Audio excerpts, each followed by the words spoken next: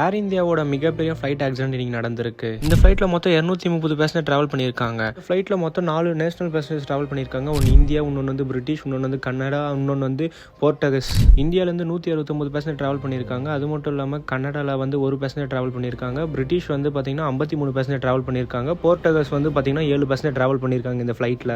இந்த ஃப்ளைட் மதியம் 1:17 மணிக்கு அகமதாபாத் டு லண்டன் கிளம்புறா இருந்துச்சு. டேக் ஆஃப் ஆன 5 மினிட்ஸ்ல இந்த ஃப்ளைட் வந்து டெக்னிக்கல் எரர் ஆகி கீழே விழுந்துருச்சு. அப்புறம் இந்த ஃப்ளைட்டில் 12 க்ரூஸ் மெம்பர்ஸும் இறந்திருக்காங்க. மொத்தம் 242 பேர் வந்து இந்த ஃப்ளைட்டில் இறந்திருக்காங்க. ஓவராலாக இந்த ஃப்ளைட்டில் வந்து 13 சின்ன பசங்க இருந்திருக்காங்க. அது மட்டும் இல்லாமல் இந்த ஃப்ளைட் கிராஷ் ஆன இடத்துல மெடிக்கல் காலேஜோட ஹாஸ்டல் இருந்திருக்கு. அந்த ஹாஸ்டலில் ஸ்டே பண்ணியிருக்க 60 பேருக்கு மேலே வந்து அடிபட்டு இருக்கு. இதில் ஒரு சில பேர் இறந்து கூட போயிருக்காங்க. அது மட்டும் இல்லாமல் அந்த ஃப்ளைட் ஓட்டின பைலட்ஸ் வந்து ரொம்ப எக்ஸ்பீரியன்ஸ் ஆனவங்க. அந்த பைலட்ஸ் கிராஷ் ஆகிறதுக்கு முன்னாடி மேடேன்னு ஒரு சிக்னல் அனுப்பிச்சுட்டு இருக்காங்க கண்ட்ரோல் ரூமுக்கு. பொதுவாக இந்த சிக்னல் எதுக்கு கண்ட்ரோல் ரூமுக்கு அனுப்பிச்சு விடுவாங்கன்னா, இந்த ஃப்ளைட்டில் ஏதோ ஆக போகுது, இமீடியட்டாக லேண்ட் பண்ணி ஆகணும்னு சொல்லிட்டு ஒரு சிக்னல் தரதுக்காக அவங்க அனுப்பிச்சு விடுவாங்க. இந்த ஃப்ளைட்டில் இருக்கவங்க எத்தனை ட்ரீம்ஸோட போயிருப்பாங்க. எல்லாமே ஒரு ஃப்ராக்ஷன் ஆஃப் செகண்ட் முடிஞ்சிருச்சு.